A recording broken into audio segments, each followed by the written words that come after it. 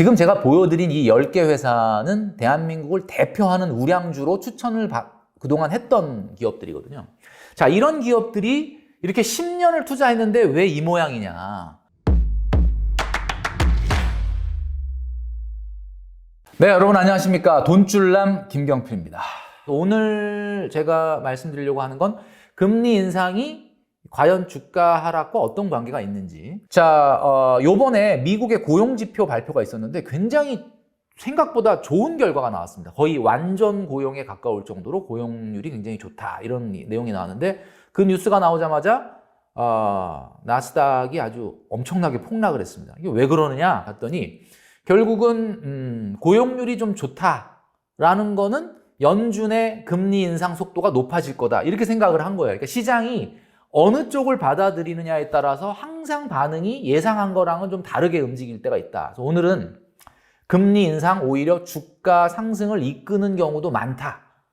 그렇다면 요번에 금리 인상은 어떨 것인지 그 부분에 대해서 좀 예측을 해보는 그런 시간을 가지려고 합니다. 그러기 위해서는 우리 주린이 여러분들 그리고 재린이 여러분들이 기본적으로 경제를 바라보는 기초 지식이 좀 있어야 되기 때문에 우리 돈줄남에서는 항상 기초 기본 이런 것들을 많이 좀 강조를 할 거예요. 자, 최근에 뉴스 경제 기사를 보면 가장 많이 나오는 게 뭐죠? 인플레이션의 문제가 심각하죠. 여러분들 아마 인플레이션 그러면은 아시겠지만 인플레이션의 문제. 인플레이션이 어떤 거냐? 지금 화면에 나가는 걸 보시면 자, 4월 달에 그 유로존의 소비자 물가 지수가 7.5% 역대 최고를 기록했다라는 뉴스가 있었어요. 그리고 미국의 3월 소비자 물가는 8.5% 정도. 이거는 이제 전년 대비로 보여주는 거거든요, 항상.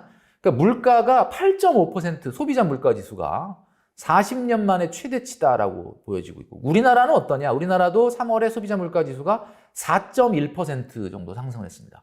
자, 그러면 뭐 우리나라는 양반이네. 우리나라 4. 미국은 8.5라고 그러고 뭐 유럽은 7.5라고 하니까 자, 이 소비자 물가 지수가 이렇게 올라가고 있는데 이게 우리 경제와 나의 재테크하고는 무슨 관계가 있을지 이런 걸 한번 생각을 좀 해볼 필요가 있을 것 같습니다. 자, 소비자 물가 지수. 이렇게 이제 올라가고 있는데 이게 이제 인플레이션의 공포를 우리가 느끼게 되는 거죠. 그러니까 여러분들 인플레이션 하면은 그냥 느낌이 어떠냐? 만약에 5% 정도 인플레이션이 있다. 그러면 어떤 느낌이냐면요. 이런 거예요. 치킨을 2만 원짜리를 시켜 먹던 거를 물가가 5% 상승하면 얼마냐면 2만 1,000원을 줘야만 시켜 먹을 수 있다라는 겁니다. 여러분 느낌이 오십니까? 별로 안 오죠. 왜냐? 뭐 2만 원짜리 치킨 뭐 2만 1,000원 주고 먹을 수도 있는 거 아니야? 뭐 이렇게 생각하니까 워낙 요즘 뭐 물가가 비싸다 보니까 좀 둔감해진 것도 있죠. 물가 상승 5%라는 게 뭐 그렇게 대단한 게 아닌 것 같은데 그냥 치킨 2만 원, 2만 1,000원에 사 먹을 수도 있는 거 아닌가 이렇게 생각할 수 있죠. 근데 이걸 한번 이렇게 생각해 볼게요. 여러분들의 월급이 300인데 이게 다음 달부터 285만 원이 나온다고 한번 생각해 보십시오. 요건 느낌이 다르죠. 똑같이 5% 물가 상승을 이야기한 거거든요. 치킨 2만 원짜리가 2만 1,000원이 되는 거나 월급 300이 5% 깎여서 95%가 되는 거나 이 똑같은 얘기인데 내 월급으로 얘기해 보니까 충격이 큽니다. 월급 300이 285밖에 안 나오는 거예요. 그만큼 인플레이션 5%라는 것 자체가 우리가 생각하는 것보다 굉장히 충격이 크다라는 거죠. 자, 그러면 이 인플레이션이 왜 생겼느냐? 뭐 여러분 뉴스를 보시면 아시겠지만 뭐 우크라이나 전쟁 때문에 뭐 글로벌 공급망에 좀 차질이 생기죠. 뭐 원유서부터 시작을 해서 뭐 이런 것들의 문제가 아니냐라는 생각을 하는데 물론 그것도 있지만 더 중요한 게 지금 인플레이션에 각국이 코로나 극복한다고 돈을 너무 많이 풀었어요. 잘 아시겠지만 그래서 통화량의 증가 속도가 엄청납니다. 우리나라의 통화량의 증가 속도를 한번 볼게요. 자, 우리나라는 통화량의 증가 속도 지금 화면에 보고 계시는데 2004년도에 한 824조였던 것이 그 다음에 2008년도에 1197조까지 갔다가 2000조를 돌파한 게 2014년도입니다. 여러분 2014년도에 뭐 하고 계셨어요? 그때 우리나라 통화량이 2000조를 돌파했대. 근데 지금 얼마냐? 지금 2020년도에 3071조를 돌파해서 지금 3656조 원입니다. 자, 이게 느낌이 없죠, 여러분? 이게 무슨 뭐 조를 얘기하니까 뭐야 이거 이런 생각이 드실 거예요. 그런데 이게 어느 정도나 빠른 통화량 상승 속도인지를 제가 한번 말씀을 드릴게요. 2014년도까지 우리나라가 한국은행이 통계를 기록한 지가 딱 70년 정도 되는 시점이거든요. 70년 만에 2,000조가 넘어간 거예요. 근데 2,000조 넘어가고 나서 지금 몇 년 지났냐면 만으로 7년 지났습니다. 근데 7년 동안에 지금 1,655조가 증가한 거예요. 그럼 여러분 어떤 느낌인지 아시겠죠? 2,000조 넘는데 70년 걸렸는데 그 이후 7년 동안 1,655조가 증가했다.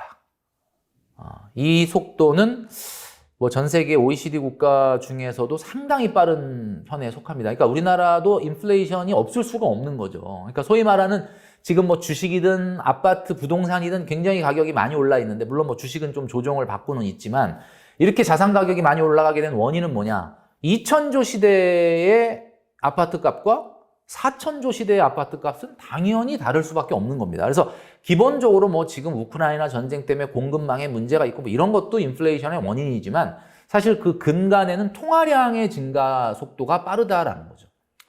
여러분, 우리나라의 그 국가 한 해 예산이 얼마 정도 되는지 아십니까? 우리나라 올해 2022년도 국가 예산이 607조 원이에요. 근데 이게 불과 6년 전에 300조 원대였어요. 그러니까 국가 예산도 지금 벌써 이렇게 증가를 하고 있는, 이게 결국 인플레이션의 가장 큰 문제다라는 거죠. 그래서 인플레이션이 그만큼 어렵고 굉장히 어떻게 보면 우리한테는 어려움을 줄 수 있다라는 겁니다. 자, 인플레이션을 우리가 어떻게 좀 쉽게 체감을 해볼까? 좀 전에 치킨 이야기도 했고 월급 이야기도 했는데, 여러분 주변에 보면 쌀집 계산기 있죠? 예. 뭐 재무 계산기로 편하게 할 수도 있는데, 뭐 흔하게 이제 쌀집 계산기를 가지고 한번 하는 방법을 말씀드릴게요. 우리가 보통 5% 정도 인플레이션이 지속되면 어느 정도의 문제가 생길까 한번 생각을 해볼 필요가 있을 것 같은데, 자, 예를 들면 월급 300만 원이 10년간 안 오르면 어떤 정도가 되느냐? 여러분, 인플레이션 5% 시대에 월급이 안 오르고 10년 가면 어떻게 될까요? 자, 300만 원을 받는 사람이라 하더라도, 자, 이제 우리가 보통 이 쌀집 계산기 같은 걸 이렇게 키시고 5%라고 하면은 1.05 아니겠습니까? 그러니까 예를 들면 올해 100만 원 갖고 살 수 있었던 물건이 내년에는 105만 원을 줘야 된다. 이게 5% 상승이잖아요. 그러니까 1.05를 딱 이렇게 치고 여기에 곱하기를 누르면 이게 1승입니다. 1승. 그 다음에 이제 요 는을 이거를 계속 치면은 이제 되는데, 자, 2승, 3승, 4승, 5승, 6승, 7승, 8승, 9승, 10승. 자, 이렇게 하면 얼마가 나오냐면 1.62가 나와요. 자, 이 얘기는 무슨 얘기냐면 매년 5%의 인플레이션이 있다라고 봤을 때는 10년 후에는 162만 원이 있어야 지금 100만 원하고 가치가 똑같다. 이런 이야기입니다. 그죠?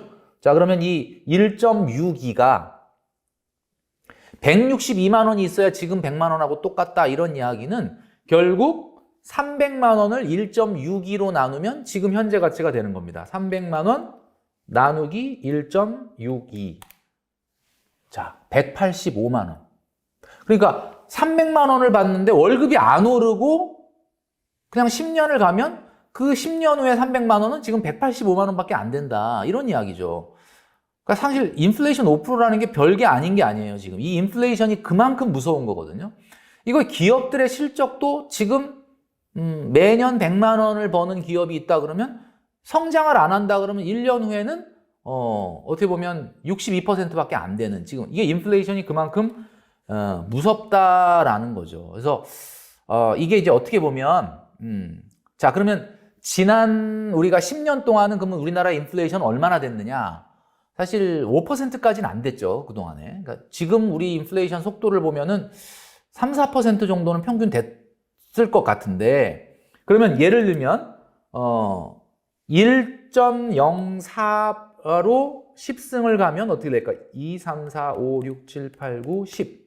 자, 148%죠. 148.02%. 그러니까 148%. 그러니까 10년 전에 100이었던 자산이 지금 148 정도 됐다 그러면 그게 그냥 인플레이션 감안하면 그대로 100인 거예요. 자, 이걸 감안하고 여러분들 주식시장을 한번 들여다볼 필요가 있습니다. 자, 인플레이션이 왜 우리한테 민감한 사항인가? 우리 이 돈줄남을 시청하시는 많은 우리 주린이 여러분들, 그리고 또 재린이 여러분들 잘 들으시기 바랍니다. 우리 일반적으로 제가 지난 시간에 한번 말씀드렸지만 일반 직장인들이 가진 가장 잘못된 신념 중에 하나가 뭐라고 그랬냐면 주식에 장기 투자하면 성공한다. 이거 아닙니까? 그래서 제가 한번 그 결과치를 가지고 왔거든요. 지난 10년 동안 10년 전에 증권회사에서 여러분들에게 정말 이거 우량주니까 한 10년 정도 투자하면은 정말 이거는 대박이다 라고 여러분들에게 주식을 추천했던 그 주식 10종목을 가지고 왔어요. 자, 그 10년 투자 결과가 얼마나 되느냐. 자, 이 투자 결과는 2012년 3월 달의 종가부터 정확하게 10년 후인 2022년 3월 달 종가를 기준으로 보여드리는 겁니다. 1, 2년 투자가 아니에요. 10년 투자예요. 자, 우선 삼성전자가 있을 수 있겠죠. 삼성전자 얼마나 올랐을까? 궁금하다. 자, 삼성전자는 10년 동안 173%가 올랐습니다. 많이 올랐죠. 자, 그런데 아까 제가 뭐라고 그랬죠? 148%가 올라야 소위 말하는 그냥 똔똔이라고 그러죠. 우리가 흔히 똑같은 쌤이 되는 거예요. 그럼 그거보다 많이 올랐으니까 이건 실제로 오른 거죠. 화폐 가치의 인플레이션을 이겨내고 오른 거예요. 자, 그 다음에 포스코, 우리나라를 대표하는 철강 회사고 뭐 옛날에는 삼성전자보다 더 가고 싶어 하는 회사, 그런 회사였는데, 자, 포스코는 10년 투자 결과가 어떨까? 자, 드디어 보여드리겠습니다. 22.8% 하락. 이게 뭐야? 아니, 10년 투자를 했는데 22.8%가 하락을 했대요. 이거 실화냐? 실화입니다. 실화, 여러분. 그러니까 22.8%가 하락했다는 거는 아까 인플레이션 3, 4%를 감안하면 사실은 화폐 가치를 보면 반토막 이하가 된 거죠. 그죠? 자, 현대차는 22.5% 하락. 여러분, 이게 1년 투자 결과가 아니에요. 10년 투자 결과예요. 10년 투자 결과. 22.5% 하락. 한국전력 1.1% 상승. 이거 올랐네. 그래도 오른 건가요? 아까 제가 말씀드렸잖아요. 4% 인플레이션 시대에는 10년 후에 148이 돼야지 지금 100하고 같은 가치인데 전혀 오른 게 아니라 하락한 거죠. KTNG 0.4% 상승. 이게 뭐냐? 장난이냐? 이게 지금 10년 투자했는데 그래요.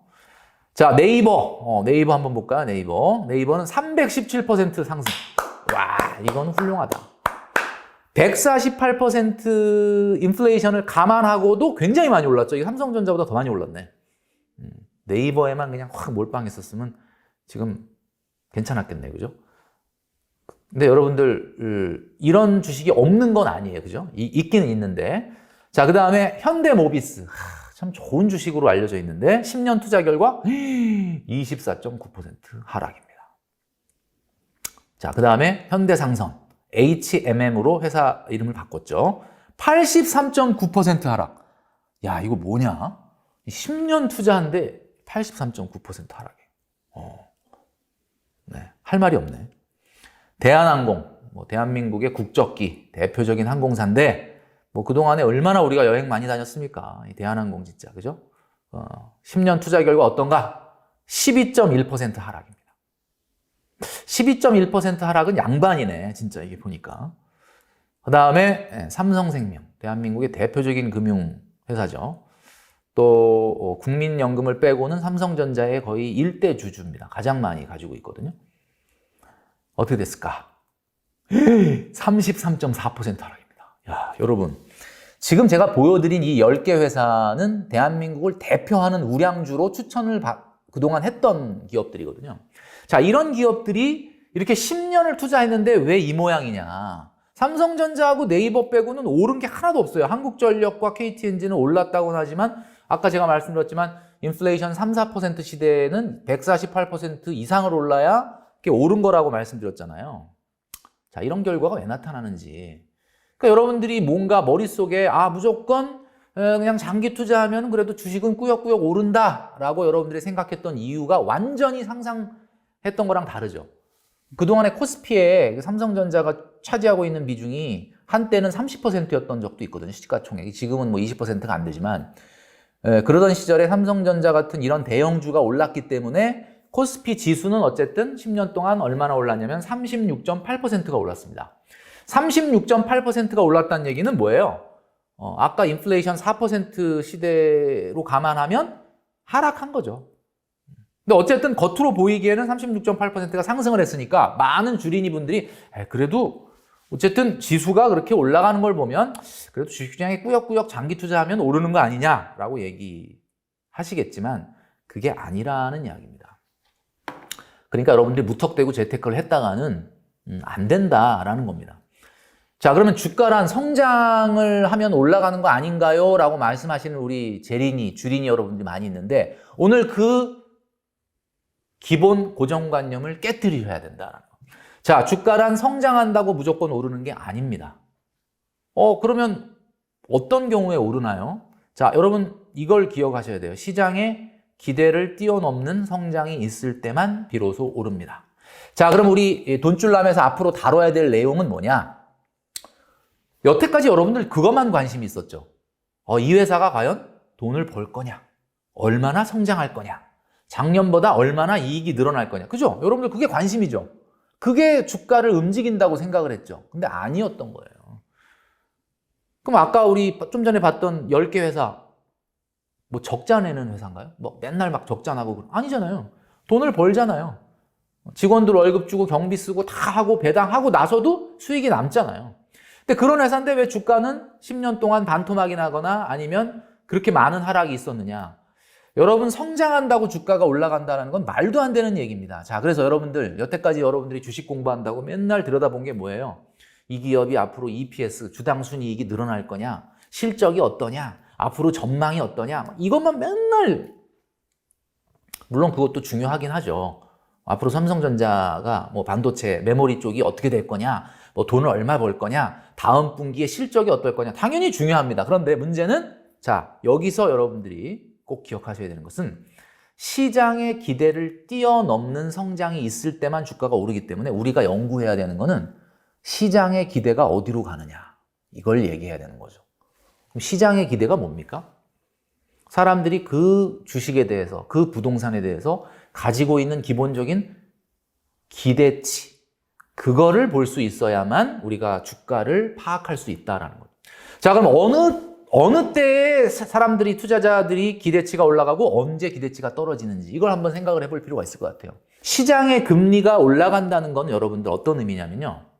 세상의 모든 사람들의 기대치가 올라간다 이런 뜻으로 해석하시면 됩니다. 자, 금리가 올라간다는 게 뭐예요? 얼마 전만 해도 은행 갔더니 예금 금리 1%밖에 안 줬는데 요즘은 잘 찾아서 뭐 신협, 새마을금고, 뭐 저축은행 이런 데 가면 3%짜리도 있어. 와, 이제는 뭐 이자를 한 3% 주네? 자, 그러면 이렇게 시장 금리가 3%, 4% 올라간다라는 것은 모든 시장에 있는 투자자들의 기대치를 올린다 이런 이야기입니다. 왜? 은행 가도 3% 주는데 당연히 어떤 투자를 하더라도 그거보단 더 요구하지 않겠습니까? 자, 여기서 여러분들에게 앞으로 우리 돈줄람에서 자주 사용하게 될 용어를 하나 말씀드릴 텐데 바로 그게 요구 수익률이라는 거예요. 요구 수익률. 투자자들이 시장에다가 요구하는 최소한의 수익률. 이걸 우리가 요구 수익률이라고 합니다. 자, 요구 수익률은 지금 점점 올라가고 있어. 왜? 은행 금리가 올라가니까. 야, 은행도 3% 주는데 내가 이렇게 위험한 투자하는데 네가 나한테 3% 이상 줘야지. 이렇게. 은행은 안전한데 3% 주는데 내가 이런 위험을 감수하고 들어왔으면 그거보다 훨씬 더 높은 수익률을 줘야 되지 않겠냐. 자, 주식도 마찬가지죠. 그러면 시장에 아무리 성과를 많이 내고 수익을 많이 나는 회사가 있다고 하더라도 시장 투자자들이 과거보다는 요구 수익률이 높아졌기 때문에 웬만큼 주식이 싸지 않으면 이제는 안 사려고 한다라는 거죠. 바로 이것이 시장의 기대치가 어디로 가는지를 봐야 되는 이유 중에 하나다. 자, 오늘 여러분들 우리가 처음에 서두에 시작할 때 금리 인상이 뭐라고 그랬죠? 주가에는 좀 안 좋은 영향을 주지 않느냐 이렇게 선입견이 있는데 한번 실제 그런지 한번 살펴보려고 제가 그림을 준비했습니다. 화면을 보시면요. 자, 위에 지금 보여지고 있는 것은 코스피 지수를 보여드리고 있고요. 밑에는 미국의 기준금리를 보여주고 있는데 이게 같은 시기를 그대로 맞대어서 만든 거예요.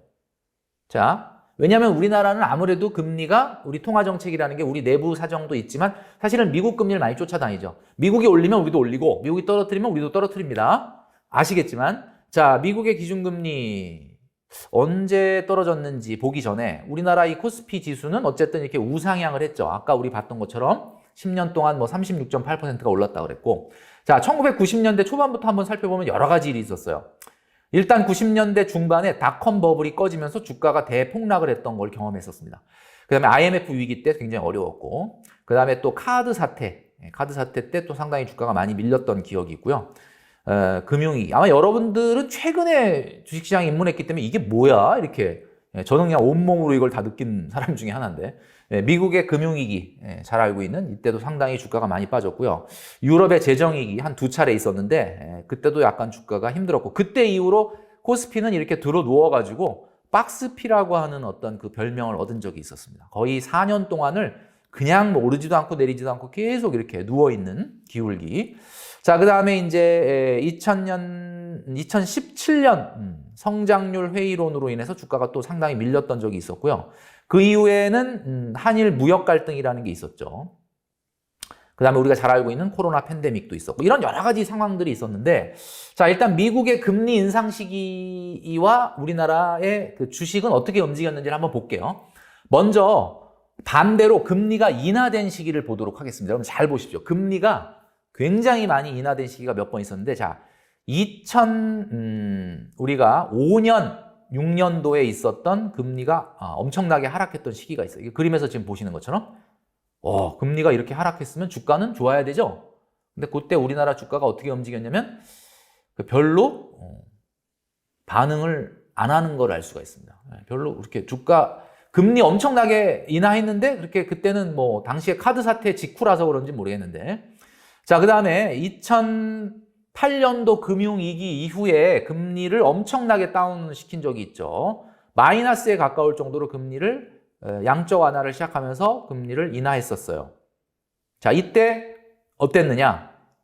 역시 주가가 하락을 했습니다. 그러니까 우리가 통상적으로 이해할 때 금리를 내리면 주가가 올라가는 거 아닌가 그랬는데, 이 두 시기는 금리 왕창 내려줬는데도 주가가 힘을 못 쓰는 거를 볼 수가 있죠. 이 역사적으로 봤을 때.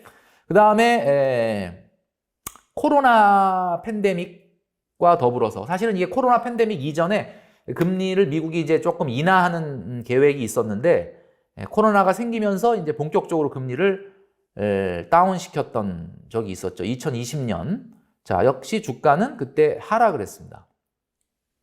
자, 그러니까 일반적인 상식에 의하면 금리를 좀 많이 낮춰주면 좀 주가가 힘을 받아야 되는데 힘을 받지 못했다라는 거죠. 우리가 오늘 질문했던 것처럼, 그러면 금리가 인상하는 시기에는 주가가 조금 힘을 못 써야 되는데 역사적으로 봤을 때는 그렇지가 않다라는 거죠. 자, 한번 보면 금리 인상 시기를 볼게요.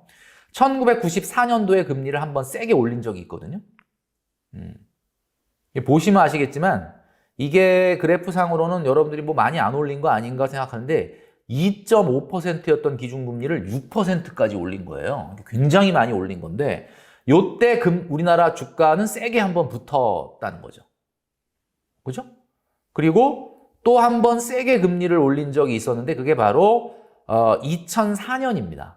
2004년도에, 자, 94년에 금리 한번 올렸고요. 그 다음에 2004년에 그 사이에 한번 또 올린 적이 있네요. 그 사이에 1999년도에 금리 올린 적이 있는데, 그때도 우리나라 주가가 IMF 극복한 이후여서 그런 것도 있겠지만 금리가 한번 올라가면서 주가가 또 세게 한번 붙는 모습을 보여주고 있고, 그 다음에 2004년도에 금리를 또 되게 올렸죠. 이게 어느 정도냐면 1%에서 무려 5%까지 올린 거예요. 굉장히 많이 올린 건데, 이때 우리나라 코스피 세게 한번 이렇게 올라가는 거를 또 볼 수가 있습니다.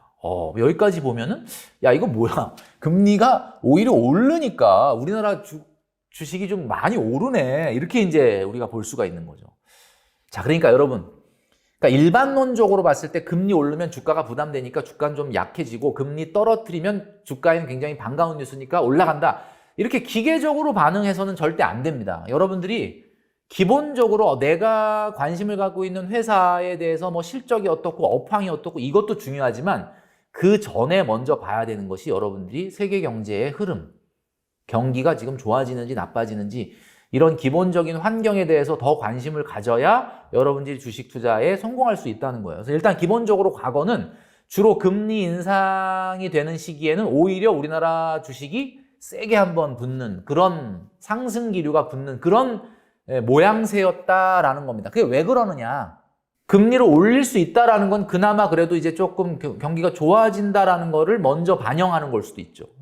아마 주식시장이라는 건 항상 뭔가 미래를 반영을 하니까 금리를 올린다라는 건 그만큼 경제적인 체력이 된다라는 이야기일 수도 있고, 물론 뭐 우리나라는 가끔 미국이 올리니까 우리나라는 체력이 안 돼도 어쩔 수 없이 올리는 경우도 있긴 하지만, 기본적으로 지금 과거의 내용들을 보게 되면 가장 중요한 것은 금리가 올라가는 것을 시장이 경기 개선의 신호로 본다 그러면 주가는 올라간다라는, 당장 경기가 살아나지 않더라도. 자, 그렇다면 이번에 우리 금리 올리고 있지 않습니까? 지금 미국이 금리 인상 속도를 좀 본격화하고 있습니다. 이건 이번에 어떻게 될 거냐? 그러면 주가도 많이 조정을 받았고, 금리 인상은 과거에 3, 4차례의 내용을 보면 어때요? 2016년도부터 금리 올랐을 때도 지금 보면 올라갔거든요, 우리나라 주식이. 그러면 앞에 4번 정도는 다 금리 인상기에는 다 우리나라 주가가 한번 세게 상승이 붙었던 적이 있단 말이에요. 그러면 이번에도 또 이런 생각을 하시는데, 경제는 그렇게 라이브하게 판단해서는 안 된다.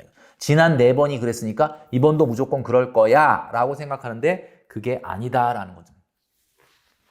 여러분, 금리를 바라볼 때 여러분들에게 꼭 말씀드리고 싶은 게 있습니다. 금리 인상이라는 게 어떤 의미냐? 여러분, 금리 인상되면 여러분들의 예금금리, 적금금리 올라갑니다. 그리고 여러분들이 받은 대출의 대출금리도 올라가죠. 근데 대출금리가 더 빨리 올라가. 그거 참 여러분 느끼죠, 그죠? 이상하게 뭐 원유가 떨어진다, 뭐 기름값, 세계 경제 떨어진다 이렇게 얘기하면은 휘발유값, 공유값은 그렇게 빨리 안 떨어지는 것 같아요. 근데 뭐 오른다 그러면 그 다음날 가보면 굉장히 빨리 올라가 있어요. 그죠? 그런 것들 많이 느끼게 되실 텐데. 자, 금리 인상이라고 하는 것은 시장의 요구 수익률을 다 높인다. 이런 말씀을 드렸죠. 지금 보여드리는 것처럼, 금리 인상을, 효과를 갉아먹는 게 있으니 바로 그게 오늘 처음에 얘기했던 인플레이션이라는 겁니다. 제가 아까 이 쌀집 계산기 가지고 막 두드렸던 거 있죠. 1년에 5%만 올라도, 그죠? 10년 지나면 내 월급이 62%밖에 안 되는. 한마디로 말해서 우리가 지금 금리를 올린다라는 건요, 금리를 올린다는 것은 실질금리가 올라가는 게 아닐 수도 있다라는 겁니다. 실질금리는 어떻게 구하느냐? 명목금리에서 인플레이션율을 뺀 것이 바로 실질금리가 되겠습니다. 자, 다시 한번, 명목금리에서 인플레이션율을 빼야 된다, 이런 얘기죠. 자, 이게 무슨 얘기냐? 지금 금리가 5%가 됐어. 예를 들어서. 와, 그러면 5% 오른 거냐? 그게 아니죠. 시장에서 인플레이션이 4%면 실제는 금리는 5%인데, 실제는 5%인데 시장에서 인플레이션이 4%면 5에서 4를 뺀 1%. 실질 금리는 1%밖에 안 되는 거예요. 그러니까 한마디로 말을 하면 이번에 금리 인상이라고 하는 것은 실질적인 돈 가치가 올라가는 게 아니라, 그죠? 금리 인상이라는 건 뭡니까? 돈의 가치가, 내가 1억을 갖고 있는 분이 1년에 이자 수익으로 1%밖에 못 얻던 것이 갑자기 5%가 생기면은 돈이 늘어나는 거예요. 내 돈의 가치가 증가하는 거 아닙니까? 그런데 인플레이션이 시장에 이렇게 압력이 강하게 존재하는 한 아무리 금리를 올려도 돈 가치가 회복되는 데는 한계가 있다라는 겁니다. 그러니까 지금의 금리 인상은 과거 4번의 금리 인상하고는 조금 다르다. 과거의 4번의 금리 인상은요, 그래도 어쨌든 경기가 살아나는 것을 반영하는 금리 인상이었기 때문에 주가가 그래도 따라갔던 거라고 보는 거예요. 그런데 지금의 금리 인상은 뭐죠?